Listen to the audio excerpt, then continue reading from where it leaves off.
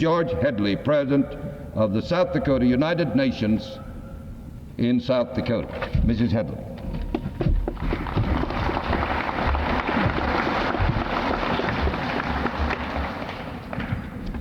Mr. Opsahl, distinguished guests, Farm Union members, and friends.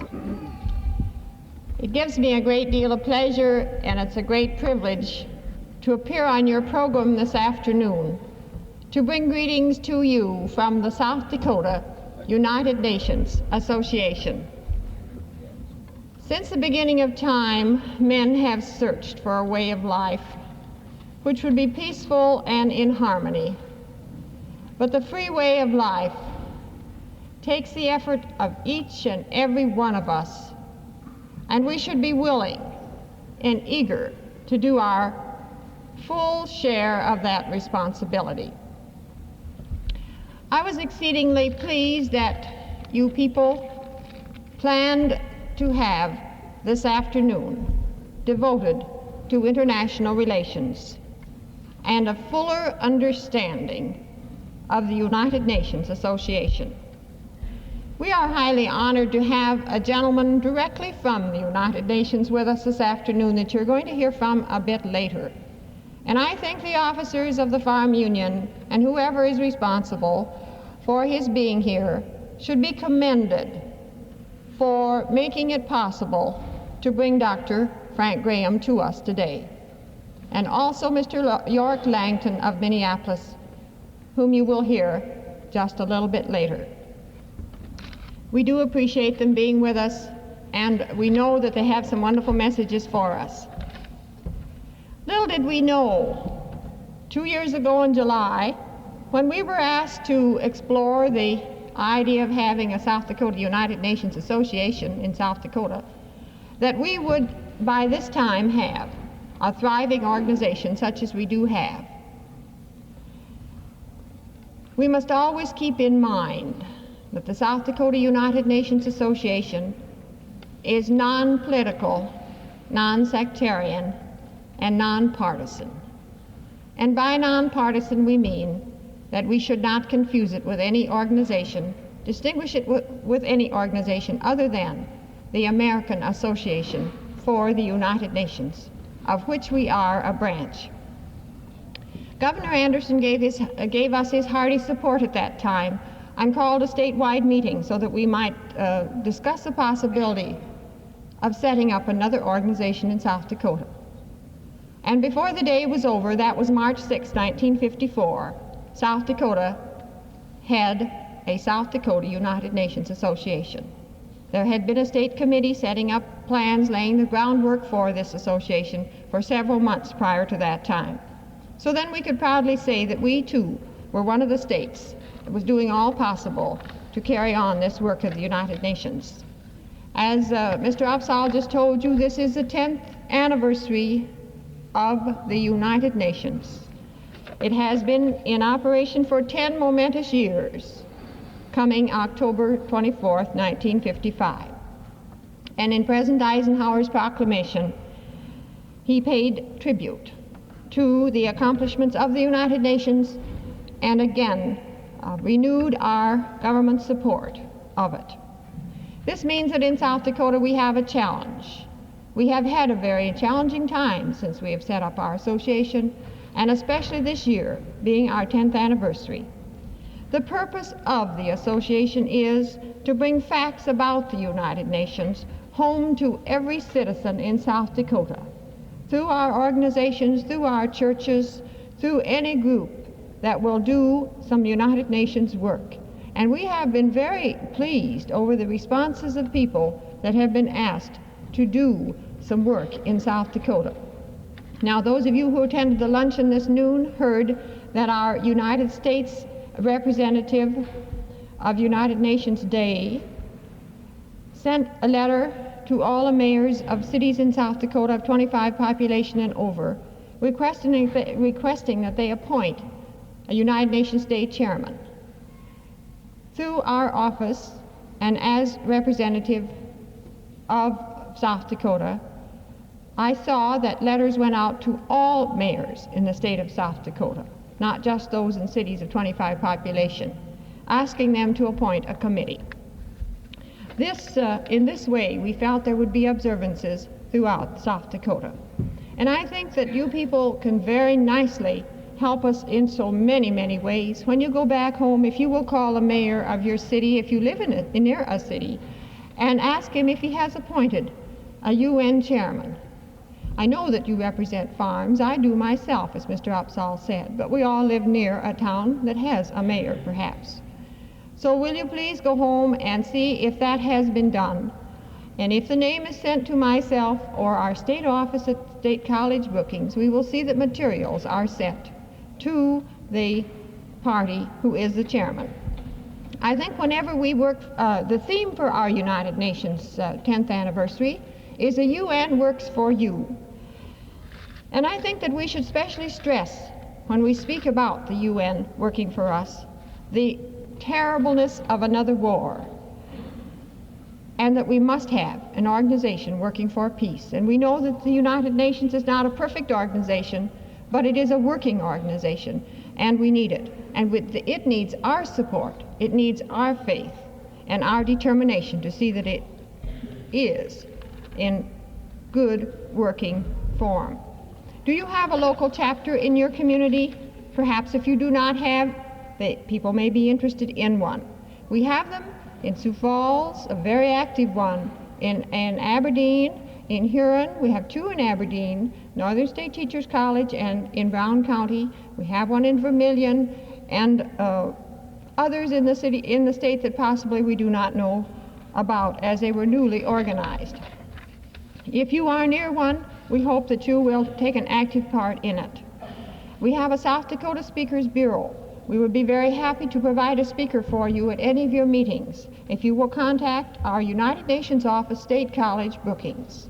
We're very happy that State College at Bookings is cooperating with us in setting up an office and maintaining it. Dr. Donald Parker, who is here in the audience today, has charge of our United Nations office at State College and is doing a very fine job. He will be glad to have you contact him for any information that you would like. Perhaps you have not heard that the highlight of our observance this year is going to be the coming to our state of Henry Cabot Lodge, the United States delegate in the General Assembly, the United Nations. That is a rare privilege for us in South Dakota. And I hope that you will be able to cooperate to the extent that you can come to Sioux Falls and be with us on October 24th. Henry Cabot Lodge will speak at 9 o'clock in the evening at the Coliseum. You may secure tickets for this meeting from Mrs. Peterson. I think you might want to write this down. Mrs. Robert Peterson, 1600 South Van Epps. I believe that's pronounced, it's EPS, Sioux Falls. Mrs. Robert Peterson, 1600 South Van Epps, Sioux Falls. And they are putting a deadline on their tickets for October 20th. So be sure you get your tickets before that. There will also be a smorgasbord supper at the Cataract Hotel for United Nations members only at 6:30. And those tickets will also be reserved. And you will write for them too, and they will be $2.35. I think that you might like to know that we have had other notable people in the state. Perhaps many of you, and perhaps all of you, heard Mrs. Eleanor Roosevelt when she was here. You probably heard Clark Eichelberger when he was here with Mrs. Roosevelt. We were fortunate in April this last year to have Dr. Thomas Powers from the Technical Assistance Program of the UN with us in Rapid City. Mr. York Langton has been here many times and is with us again today. And we do have a possibility of having Dr. Ralph Bunch with us in April at the State College and for our annual meeting. We have an active state board that is a very fine board working for the United Nations in South Dakota. And I'm sure that my time is up, and I want to tell you again, Mr. Opsahl, your officers, your board of directors, and you farm union people, that we are very happy that you are cooperating to this great extent in South Dakota. to further the work of the United Nations Association. Our slogan, "You can work for the UN works for you." And I think we can all adopt that and use it very religiously in all of our organizations, in our communities. Thank you so much. To you, our good friend, York Langton, Regional President of the American Association for the United Nations. York.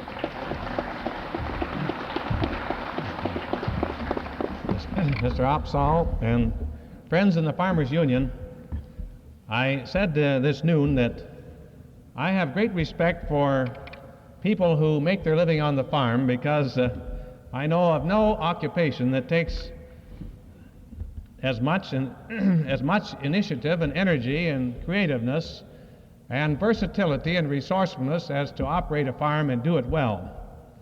And maybe that's why we have so much vitality in states like South Dakota.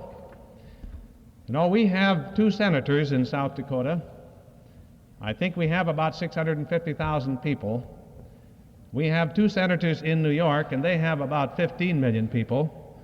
So you see, actually, we're about 25 times more important per person than they are in New York. And that's why we need to be well informed. And we need to have every man and every woman in South Dakota a statesman and a stateswoman. And that means we have to know our subject of international affairs. And we have to look at the present and the long-range point of view. Perhaps the idea of United Nations was best expressed by a delegate at San Francisco from this little nation of Burma over in the Far East.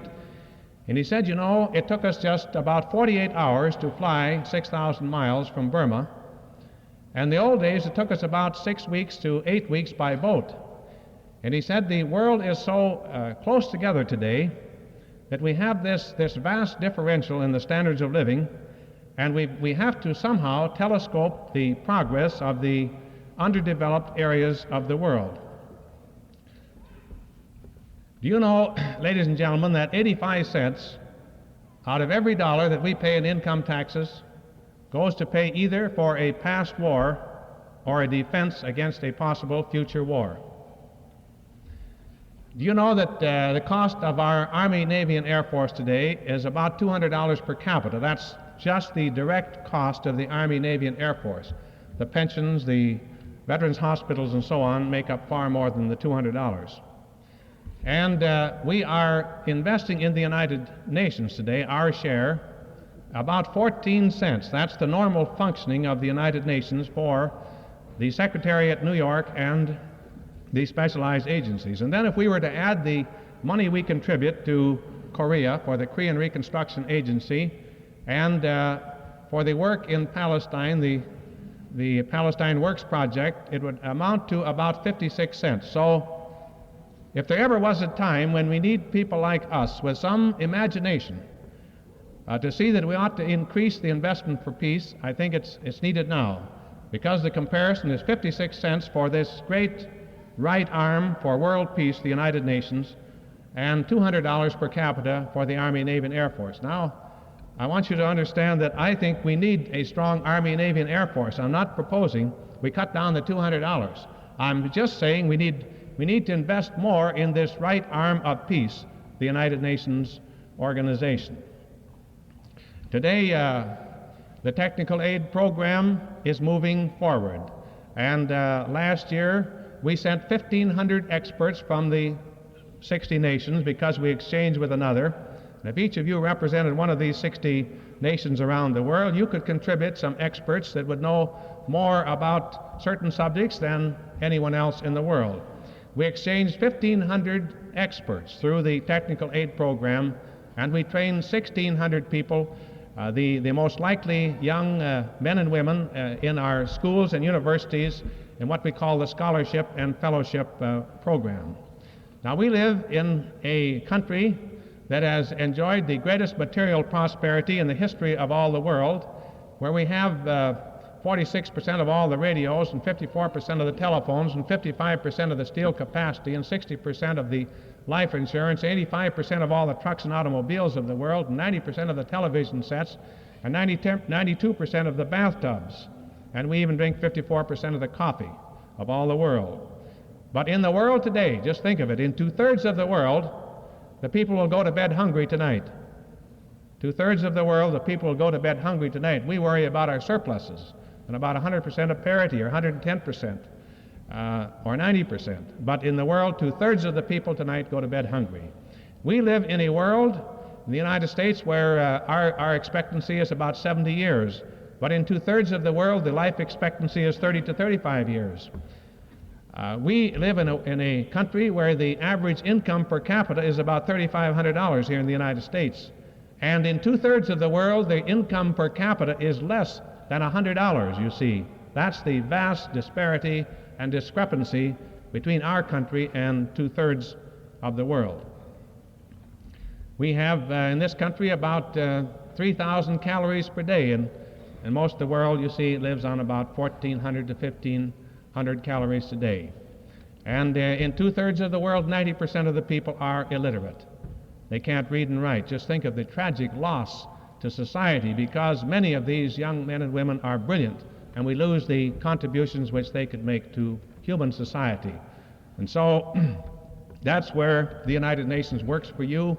We don't hear much about UNESCO here in the United States. We don't have much literacy. We don't hear about the Food and Agricultural Organization, about the WHO, because we have such high standards that they're incomparable compared to most of the rest of the world. So the United Nations works in the social and economic field.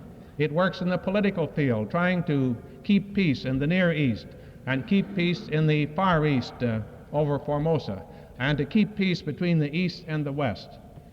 And that job goes on incessantly. The United Nations, now celebrating its 10th birthday, is not without problems. And some of these problems aren't solved yet. The problems of Kashmir, where our noted speaker has been working to solve the problem between India and Pakistan. But we see one interesting point today as we see it in India and Pakistan. You see, these countries have to come before the bar of world opinion, before all of the 60 nations, and they have to try to defend their position on the basis of the moral issues in the United Nations Charter, on the basis of the agreement which all the 60 nations have signed to settle their disputes peacefully between nations. Now, the American Association for the United Nations has a great and glorious history, like many of the organizations such as your own here. And it goes back to 1923. You remember the slogan of World War I was, we went into World War I to save the world for democracy. But we didn't have enough imagination to stay in the world and save it for democracy. And so we pulled back. We stayed out of the League of Nations. We compartmentalized ourselves. We had, if you think of it, in 1930, the highest tariffs in the history of the United States, an average tariff of 48 cents on every dollar of imported merchandise. Fortunately, we moved in the other direction in 1934 with the Reciprocal Trade Agreements program, and now the tariffs are down to about 12 cents on every dollar of imported merchandise instead of 48. And so if you're going to work for United Nations, it's not just something up in the sky. You say, I'm for the UN. You need to know these issues. You need to know that world trade is important, that funds for the technical aid program are important, that when Mr. Bricker comes out with a Bricker amendment that would hamstring our president and upset the balance of power and make it difficult to take our place in world affairs, you need to get in touch with your senators and say, fight the Bricker amendment, because it's working in the wrong direction for building world peace. Well, this great American association of ours for the United Nations has tried to make the American people understand the responsibility of world leadership. We are the great nation. We have more educated people in the United States than all the rest of the world combined, and we can't give up that initiative because someone is going to take initiative. We don't want it to be the Russians, the communist world. We have to give leadership in the world today on the basis of moral issues. And ladies and gentlemen, we have never, I say now, the United States. The United States has never lost a major decision in the United Nations Assembly. And as long as we stay on the moral side of these great world issues, we're going to win the hearts and minds of the people of the world. Now, Mrs. Headley has done a wonderful job here in Minnesota as our UN Association President, now as our South Dakota UN Day President. And Paul Opsahl has done a wonderful job in your Farmers Union in supporting the United Nations. All the polls of public opinion, ladies and gentlemen, all the polls show that about 80% of the American people are for the United Nations. About 10% are indifferent, and about 10% represent this hard core of isolationism, and it's hard to change them.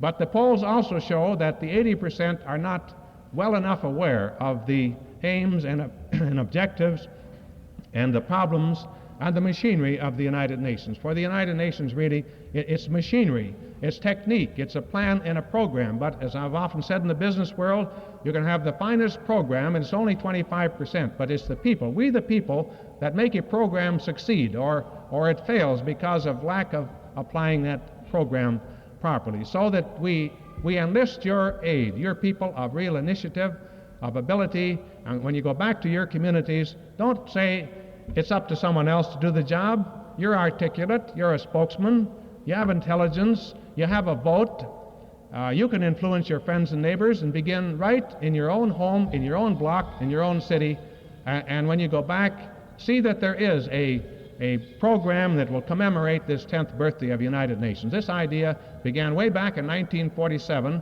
and the resolution was passed in 1947 at the United Nations Assembly, asking all of the 60 nations to have on each birthday of UN an educational program to tell the people about the United Nations. Now, all these sociologists say that the big problem in our world is to bridge the gap between the scientific age, this age that has brought us so closely together, and the lag in social understanding. You see, we have made great progress scientifically. Our problem is to bring ourselves up to date in our thinking. That's the real problem. People aren't really against the United Nations, those few that may object, but they haven't brought their thinking up to date. They don't understand. We live today in a simultaneous world, a 24-hour world where we're so close to our friends and neighbors, and that's our job, people like us that have imagination. I quote to you the statement of one of the great geniuses of American industry, Charles Kettering. I think all you men know that Charles Kettering invented the Kettering motor, ethyl gasoline, the self-starter. And you know what he says? Well, I just read something the other day. It's got a little humor to it. He said he has problems with his eyes. He's pretty nearly 80 years old.